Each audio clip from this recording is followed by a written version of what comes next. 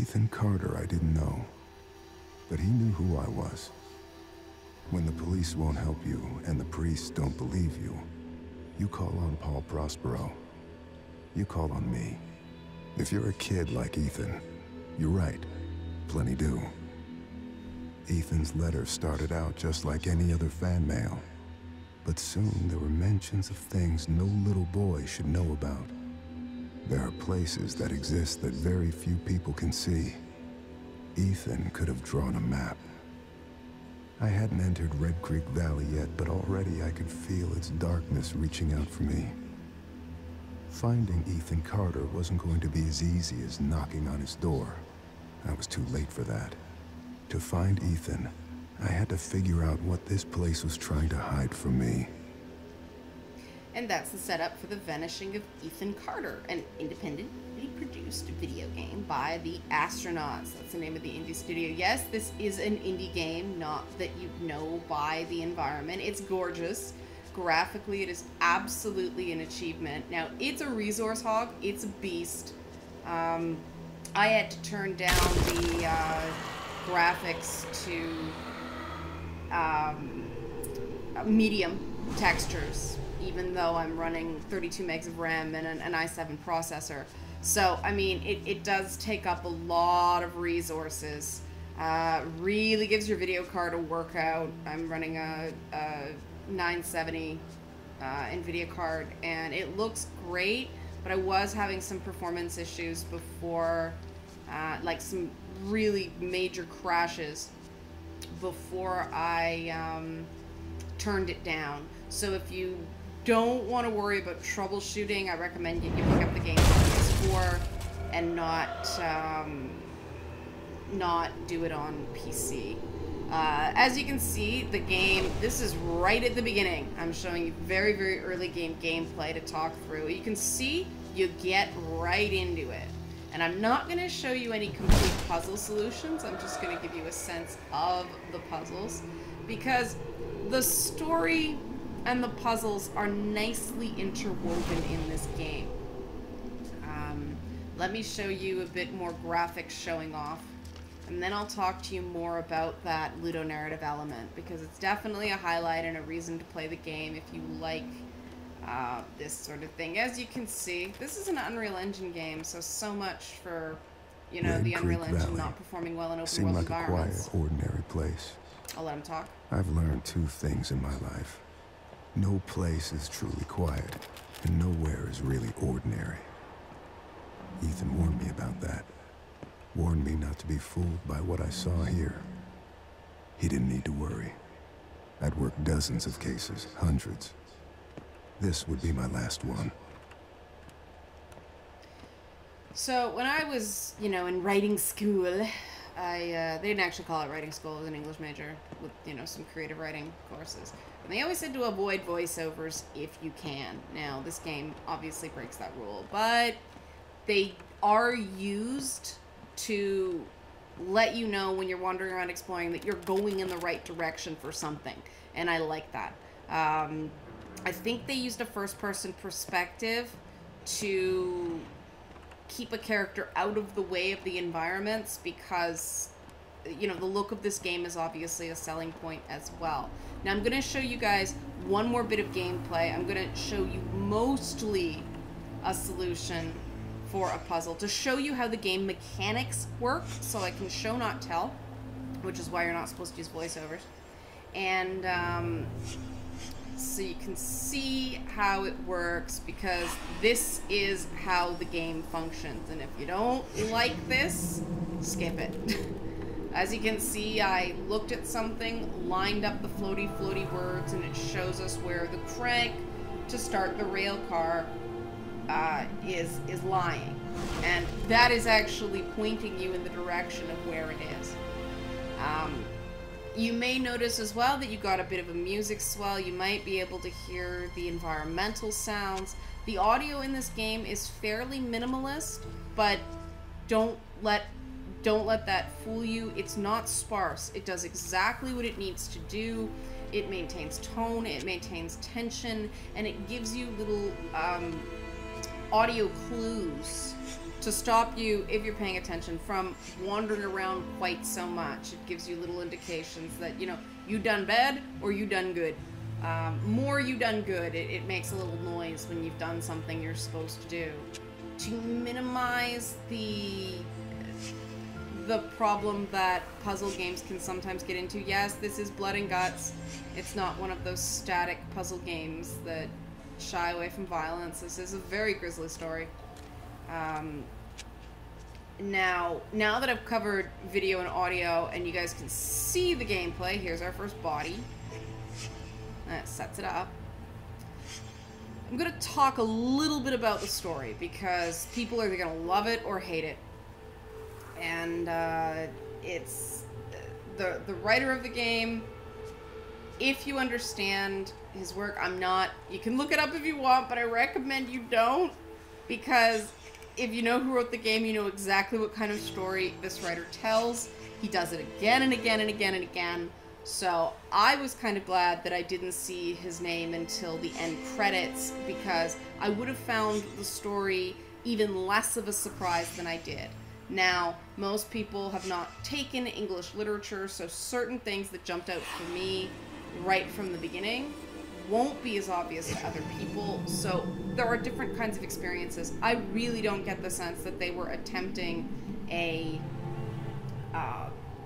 OMG twist scenario. It's going to be surprising for some people, certain elements of this game.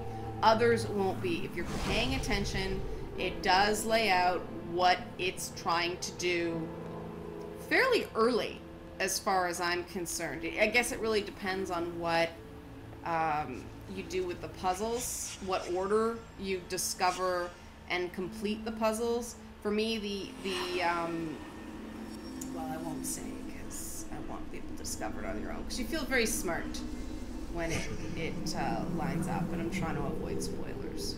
In terms of replay value, this, you know, I've completed the game and I'm playing it again. The only real benefit to replay value is if you did get surprised by elements of the ending, you can go back and sort of see where they laid the pieces, because it is right from the opening of the game, there are clues to what's going on. I really enjoyed that about the game. I think it might be a little heavy-handed in places. Certain tells were really very obvious. Others less so. Where'd that rock go? No, you're around here somewhere. But again, I'm just following the direction it pointed me in. Maybe I overshot it. Most of the puzzles are fairly, like, the completion is, there's your rock. The completion is fairly close to the corpse. There's a couple that roam in a couple of puzzles just to, you know, keep things interesting, for lack of a better term. Again, there are some nice little ways the game tells you when you've gone too far. Either by, I don't know if you heard that little whoosh noise. That means I did something right. Nothing's telling me to go back, so I'm still in the bounds of this puzzle. Otherwise, there are little audio noises that indicate, you go too far, stupid. Which is good. I mean, it's nice that the designers of this game decided to use audio to help guide the player along. Even though it says it doesn't hold your hand, I found guidance. I think there was enough guidance. Some people are going to feel like there wasn't enough. In a few places, it's deliberately mean. But overall, I think it's well laid out. The map is a bit on the big side for how much is in it. And it is basically a giant circle. But I don't mind that. It's an indie game. It's fairly inexpensive. I think people may have expected too much, the people who complained that it was a linear story. I will say that the execution of the story, the way the story is told, is a lot better than the story itself. I'm not sure if I said that earlier in this review. But yeah, the story itself is not... Oops, I forgot to put the crank on. The story itself is not original. It's a retelling of a particular type of story that's been done a few different places in a few different ways. The joy of it is how the story is rolled out. And that's why I didn't mind that the story was relatively simple. I think some people will be disappointed by the ending, just because depending on how you approach this, depending on the amount of information you have going in, the ending is understandably controversial, but that's why it's an indie game, right? They took a risk, and some people are gonna like it, and some people aren't. But if you don't want that element, then if you hear that swoosh, that means I did it right. So we're gonna go to our first little murder mystery, and I'm gonna show you guys how that unfolds without giving you the solution.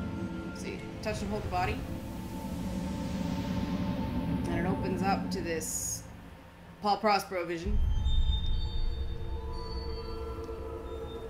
And we have these little, I called them navies. They don't really have names, but so I went with Zelda. And off they go to the various places, and it reconstructs the crime scene. Land. Damn you. Takes a while. Likes to fake out. See, there's one. And now you have to locate the various places, and you can zip through fairly quickly. And they mostly coincide with the little bits of, the little environmental evidence that you've already manipulated. So you have one by the rock pile, one by the rope, one by the body, one by where the rail car is, etc., etc. I'm missing one. It must be down by... No? Oh no, it is prompting. So when you get them all done, you get the chronology, and then you open that up, and he's dead, so we'll say that's last. You set these all up in, whatever order you think. And you don't have to get it right the first time, so don't worry about that. Okay? It gives you an unlimited number of chances, and what it does is... I'll show you. I deliberately don't want to get it right, so...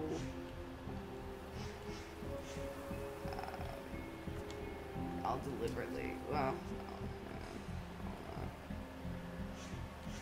make this, okay.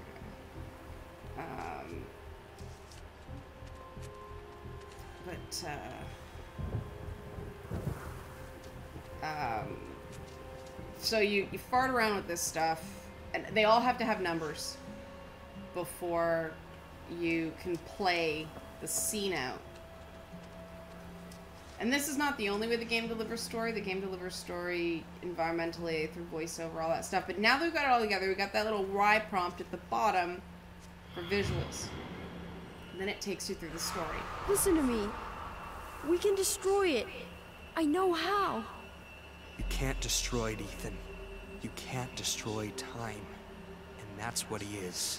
He is forever. So that played straight through, so that's correct. And now we got the rock pile, and that's why I had to put the rock back. Honey, I wish there was another way.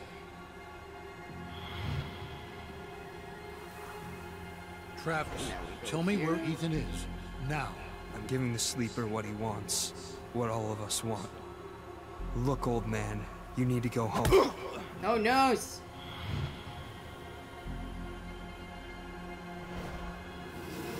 And I deliberately did that wrong, and the story ends.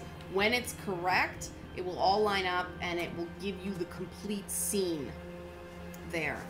And that was just a little bit of the setup of the story. It's the original introduction of the de facto antagonist, and in a situation like this, you know you'll have gone too far when the blue disappears and you get the regular color palette back, and that's how you know you have to roam. And this is given a really long reach. Most of them aren't this long. But that's basically The Vanishing of Ethan Carter. And if you like story and puzzle-based games that give you a decent amount of challenge, but don't go on very long and don't sag 2/3 of the way in, I highly recommend this. If you want something with, you know, that's a bit more action-oriented, obviously there's nothing there, but it's a great game. I really recommend it, despite, you know, me being a little bit disappointed with the ending, not because it was bad, just because it's... I was hoping it would zag as opposed to zig. I was hoping it would not follow the template as closely as it does. But the ride there is beautiful. And there's also deliberately no canon ending by the developers. The developers say that people can make the ending mean anything they want it to mean. And that makes it a lot better, because I've sort of gone, no, I reject the most popular theory as to what happened. I'm going my own direction, and the game allows you to do that. So that's this little mini video review of The Vanishing of Ethan Carter, available for PC and PS4.